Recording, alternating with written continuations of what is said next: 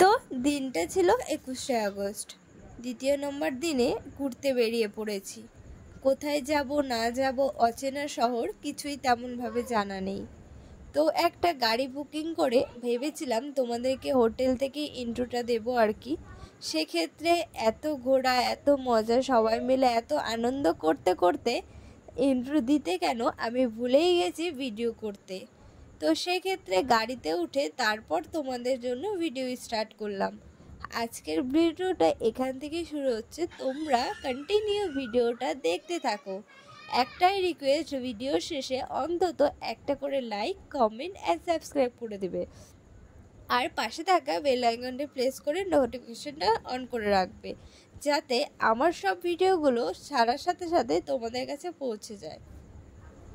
তো আগের দিন রাত্রে যেহেতু দেরি করে ঘুমিয়েছি, সেক্ষেত্রে অনেকটাই লেট হয়ে গেছে সকালবেলা উঠতে। আর ভুলেই গেছিলাম আমরা ঘুরতে এসেছি, ঘুমাতে নয়। সেটা একদমই মাথা থেকে চলে গিয়েছিল, তাই হোটেলে কোনো খাওয়ার টাইমই আমরা সেমনভাবে পাইনি। তো গাড়িতেই আমরা খাবার কিনে নিয়েছিলাম। এমনকি ড্রাইভার আঙ্কেল বলছিল যে এখানে নাকি ফেলানো যাবে না।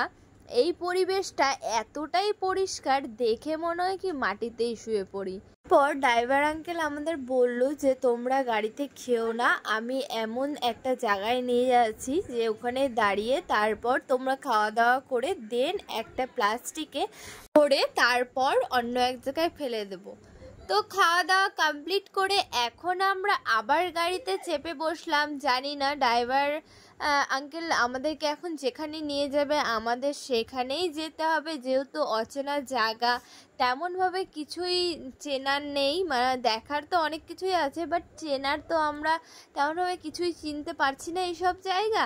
আর যেহেতু হাফ সমতলে আছি, হাফ পাহাড়, এদিকটা ওদিকটা। তো শেষমেশ তারপর আমাদের একটা সুন্দর মন্দিরে ঢোকালো, দেখে মনটা ভরে গেল, একদম মায়াপুর আর শিলিগুড়ি ইস্কন মন্দিরের মতন।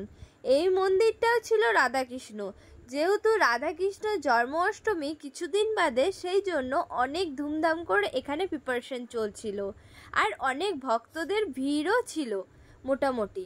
বাট আমরা ভাবতে পারিনি এই পাহাড়ের মধ্যেও নাকি শ্রী রাধাকৃষ্ণর মন্দির রয়েছে। দেখে তো মনটা ভরে গেল। প্রথমেই যেটা আমাদের দর্শন করালো সুন্দর এই মন্দিরটা, হরে কৃষ্ণ মন্দির, এখানে লেখাই ছিল। তো আমি ভাবি অনেকজনের সাথে কথা বলে দেখলাম, তো অনেকজনকে বললাম দাদা এখানে ক্যামেরা অ্যালাও আছে কিনা, যেহেতু মন্দির, অনেক মন্দিরে ক্যামেরা অ্যালাও থাকে না, সেই জন্য সেক্ষেত্রে বলল ওরা হ্যাঁ ক্যামেরা অ্যালাও আছে। তারপর আমরা একে একে এখানে তিলক কেটে নিয়েছি। মন্দিরে আসবো তিলক কাটবো না তা কোনো দিন হয় না। আমার তো বেশ ভালো লাগে মন্দিরে তিলক কাটতে। হ্যাঁ, তোমাদের কাদের কাদের এই তিলক কাটতে ভালো লাগে অবশ্যই কমেন্টে জানাতে ভুলো না। আর তোমাদের কাছে একটাই রিকোয়েস্ট, ভিডিওর শেষে একটা লাইক একটা কমেন্ট করে মতামতটা জানিয়ে যেও যে ভিডিওটা কেমন লাগলো। তারপর আমরা কিছু জিনিস এখানে কিনে নিলাম, তারপর প্রসাদ খেয়ে বাইরে চলে গেলাম।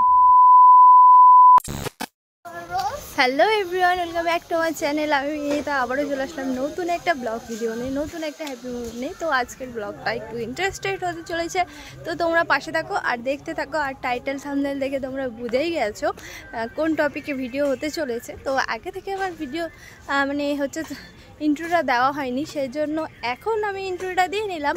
আর আমাকে এই লোকে কেমন লাগছে আজকে অবশ্যই কমেন্টে জানাতে ভুলো না। এখন আসি আমরা আসাম। তো এখন একটা সুন্দর রাধাকৃষ্ণ মন্দিরের ভেতরে ঢুকেছি, এমনকি জগন্নাথ যা যা থাকে সব ঠাকুরই রয়েছে। তো এখন আমরা এখান থেকে ঘুরে আবার ব্যাক করব অন্য একটা লোকেশনে। তো চলো এখন একটু গাড়িতে বসে নিই, তারপর আবার কোথাও যাব না যাব তোমরা কন্টিনিউ, তার জন্য ব্লগটা দেখতে হবে।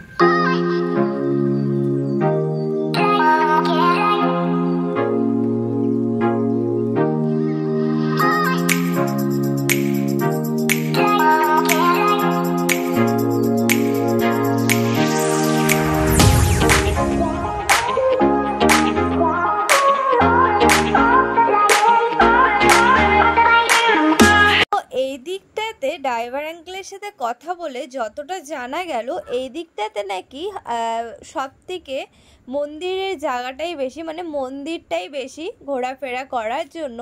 তারপর আমরা নেক্সট মন্দিরে চলে আসলাম। কমসে কম আমরা 4টা মন্দিরে ঘুরেছি। চলো, আমি আগে থেকে কিছু বলছি না, যেহেতু ভয়েস ওভারটা পরে দিচ্ছি সেজন্য আমি আগে থেকে সব কিছু জেনে গিয়েছি। তো এটা হচ্ছে সেকেন্ড মন্দির, যে এই নদীটা সিঁড়িটা পার করে তারপর এখানে একটা নদী ছিল, নদীতে পা ধুয়ে তারপর মেন মন্দিরে প্রবেশ করা। কত সুন্দর একটা প্রকৃতি, কত ট্যালেন্ট দিয়ে জিনিসটা বানিয়েছে। এত দূর না আসলে হয়তো এত কিছু জানতে পারতাম না। আর যখন আমরা সিঁড়িতে নামছিলাম এতটাই স্লিপ করছিল সিঁড়িটা, মানে প্রচুর ভয় করছিল, কিন্তু যেই নেমে গেলাম মনটা একদম শান্তি হয়ে গেল। মন্দিরগুলো এত ভেতরে অনেকটা ভয় লাগছিল, কিন্তু মন্দিরে যাওয়ার পর সব ভয় ক্লান্ত সব দূর হয়ে যাচ্ছিল। আচ্ছা, আমার ভিডিওগুলো তোমাদের কেমন লাগছে আর জায়গাটা কেমন লাগছে অবশ্যই কিন্তু জানিও। ওখান থেকে বেরিয়ে দেখো, এটা হচ্ছে আসামের বিধানসভা নির্বাচন হয় এখানে আর কি। তো সেটার ক্লিপসটাও তোমাদের সাথে একটু শেয়ার করলাম। তারপর আমরা আর একটা মন্দিরে চলে গেছিলাম, সেক্ষেত্রে তোমাদের সাথে আমি ফটো শেয়ার করে দিচ্ছি, কারণ সেখানে ক্যামেরা অ্যালাউ ছিল না আর অনেক টাকা জরিমানা দিতে হতো, সেজন্য সেই ক্লিপসটা আর আমার নেওয়া হয়নি। তো চলো কিছু ফটো দেখে নাও। তো এই একটা মন্দির, এই মন্দিরে কোনো ফটো ভিডিও কিছুই অ্যালাউ ছিল না। সেক্ষেত্রে আমরা ভেতরের যে মেন গেট সেখানে দাঁড়িয়ে কিছু ফটো তুলে নিয়েছিলাম। তারপর আমরা চলে গেছিলাম একটা চিড়িয়াখানায়। সেখানে নাকি মেন হচ্ছে গন্ডারটা দেখতেই মেন গেছিলাম, যেহেতু আমরা এর আগে দার্জিলিংয়ে চিড়িয়াখানায় ঘুরে এসেছি। তো আর তেমনভাবে কিছু দেখার ছিল না, তবুও যেহেতু নতুন জায়গায় এসেছি কিছু না কিছু তো নতুন রয়েছেই। আর দেখো, টুকাইয়ের এতটাই গরম লাগছে যে ও সব কিছু জামা কাপড় যেগুলো এক্সট্রা পরানো ছিল সব কিছু খুলে দিয়েছে। তো এখানে আমাদের পার টিকিট পড়েছিল 30 টাকা করে এক একজনের ঢুকতে আর কি। আর আমরা না অনেক লেটেই ঢুকেছি, আমরা 4টার পর তারপর এখানে ঢুকেছি। তো এখানে অনেক সুন্দর জিনিস, যেহেতু পশু পাখি চিড়িয়াখানা, অবভিয়াসলি পশু পাখি থাকবে, প্রথমেই চিড়িয়াখানা বলেছি।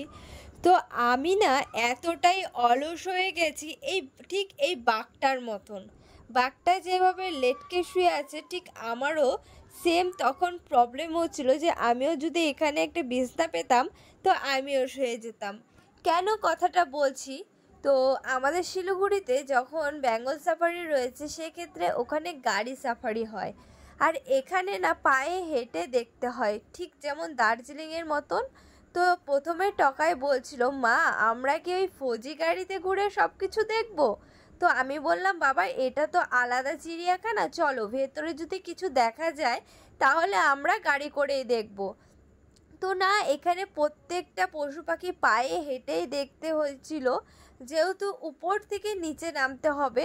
সেক্ষেত্রে আমার আর মোটার এই পশুটার মতন অবস্থা হয়ে গেছিল, মানে যেখানে খেতে দিবে আমরা সেখানেই এখন শুয়ে পড়বো।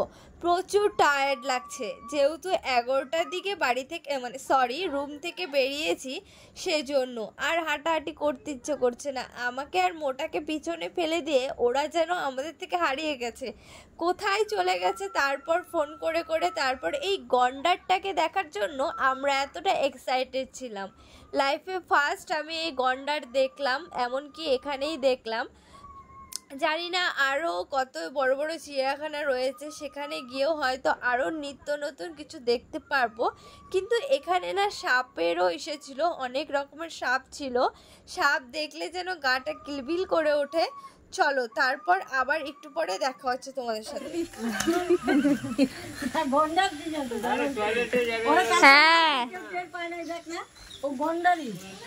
ओ गंडर, ये देखो ये एक गंडर है और ये बैठा है, भालू गंडर ओ है घड़ियाल है लेखाई तो আছে বলে এইটা বড় মশলা দেখি এটা দেখি এইটা 1000 years later আমরা অনেকক্ষণ আগেই রুমে চলে এসেছি। ম্যাক্সিমাম আমরা 1 ঘন্টা রুমে রেস্ট করে তারপর আবার বেরিয়ে পড়লাম, যেহেতু আমাদের হচ্ছে ঘর ছাড়তে হবে 7টার দিকে, আর আমাদের ট্রেন রয়েছে 9:30 রাত্রি। সেক্ষেত্রে আমাদের কিছু শপিং বাকি ছিল।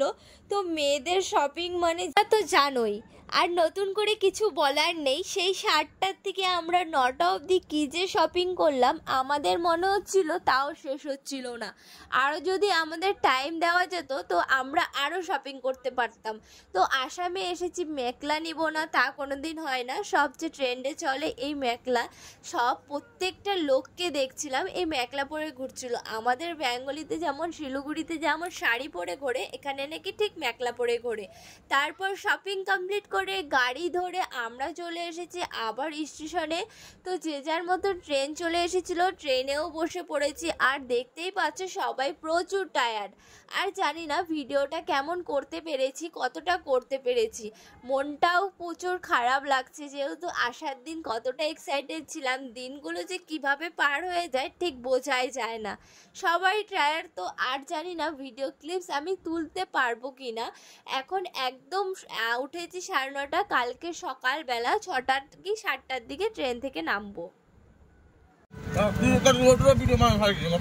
বাড়ি আসতেছি, মন খারাপ হয়ে গেছে। আবার কাজ শুরু,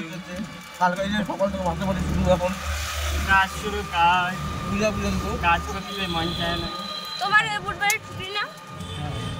এই যে দেখুন ম্যাডাম ঘুরে চলে আসলো, আমাদের দাদাও ঘুরে চলে আসছে, সবাই ঘুরে আসছি, ভালোই লাগলো, এনজয় হয়েছে পুরা। বাস।